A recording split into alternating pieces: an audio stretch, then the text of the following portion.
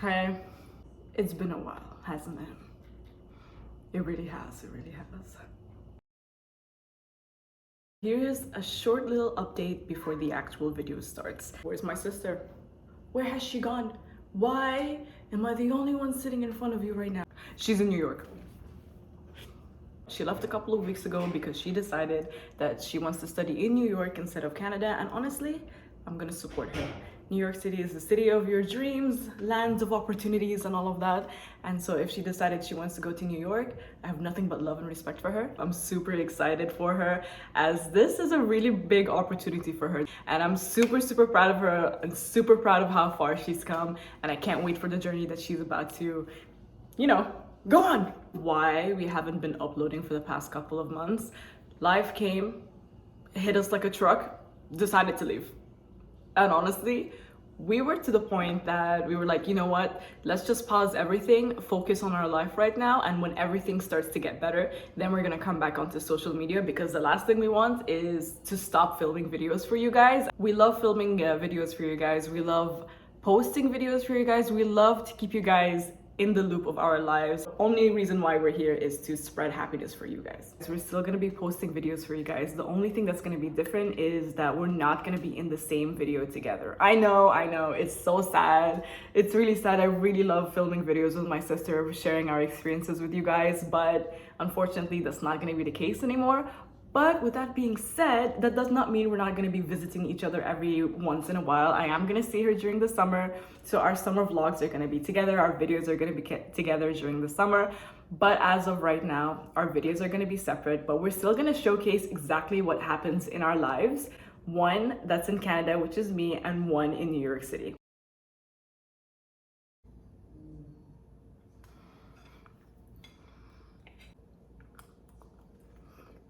I feel like this is what pure joy tastes like. I am in no means a baker. I am as beginner can get, but this was pretty easy to make. I followed the recipe. I'm gonna tag her down below and the link towards that recipe. Thank you so much for it. It was very clear, super easy, very helpful. And with that being said, if you guys wanna know how to make this from a beginner side, then keep on watching this video. Let me show you guys how to make some cinnamon rolls. Cut! Alright, beautiful people, so we're gonna grab ourselves a really large bowl, and then we're gonna warm up 3 1/4 cup of milk.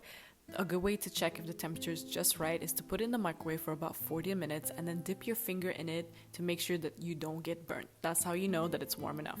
And then we're gonna grab 2 1/4 teaspoon of yeast, which is typically about 1 packet, and then 1/4 cup of granulated sugar. We're gonna add that into the mix and stir it a little bit. Let the mixture sit for about a couple of seconds before adding 1/4 cup of melted butter.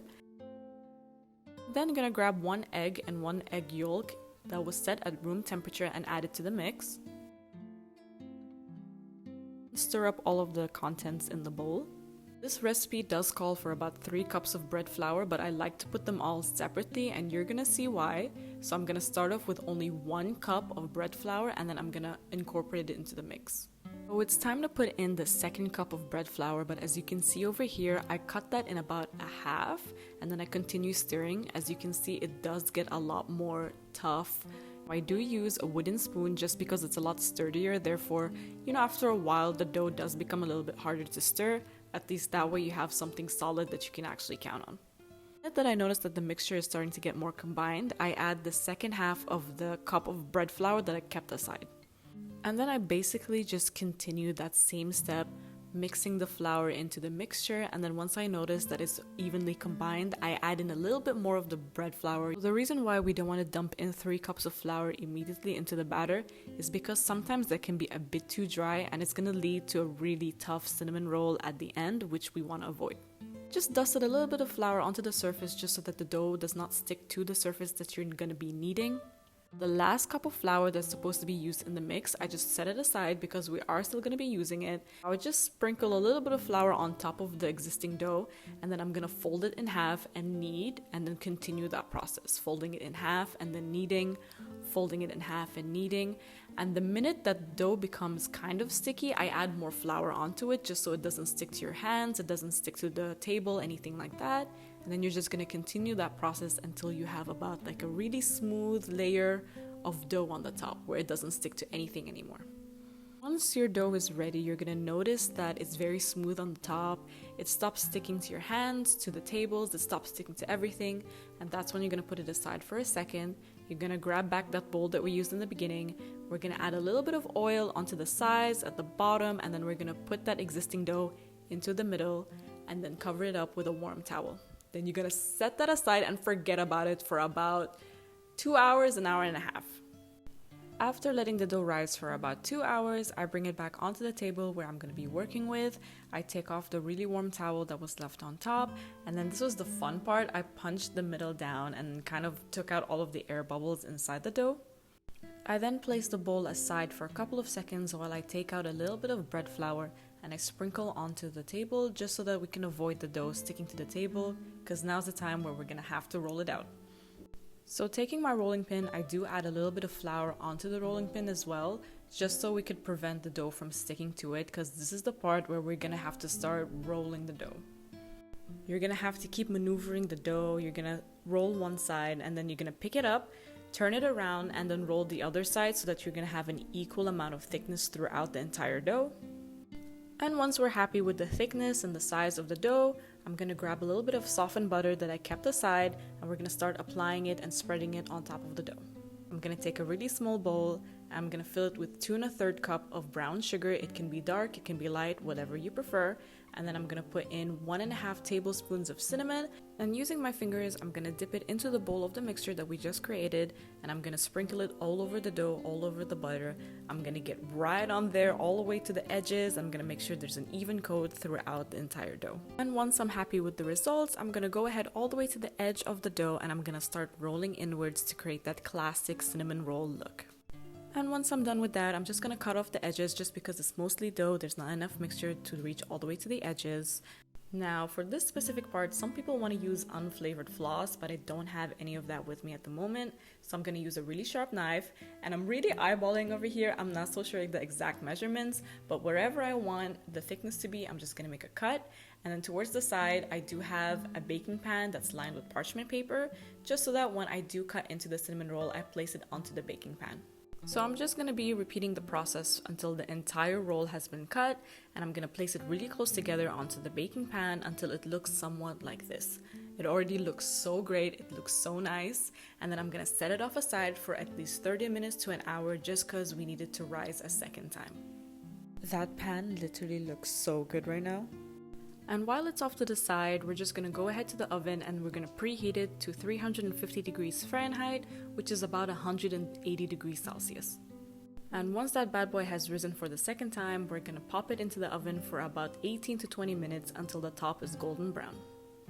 This has to be my favorite part of the entire video because we're going to be creating the cream cheese frosting that we're going to be laying on top of our cinnamon rolls. So what you're going to do is in a small bowl, you're going to grab 4 ounces of softened cream cheese, which is about half a cup, and then we're going to grab 3 tablespoons of softened butter and 3 1/4 cup of powdered sugar with half a teaspoon of vanilla extract.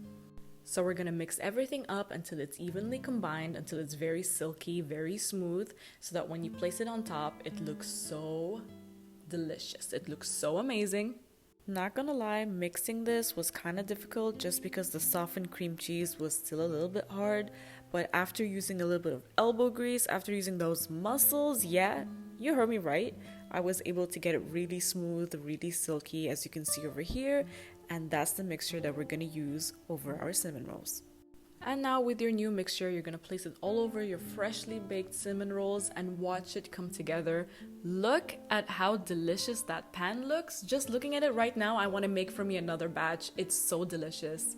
Okay guys, be honest with me. How good does that pan of cinnamon rolls look? Like, look at it right now. It looks so amazing, not gonna lie, this was the second time I actually tried to bake these just because the first time I did make a little bit of an error. But it turned out to be so fluffy, so soft. Like, just look at this picture. I'm gonna be quiet for now. Just look at it. Oh my days. You can literally see how fluffy, how soft. It's just 10 out of 10. 10 out of 10. Thank you guys for watching this video, and thank you so much for all of your love and support that you've shown me, that you've shown to my sister. We literally cannot thank you guys for all of the kindness that you've shown us. There are no words, truly.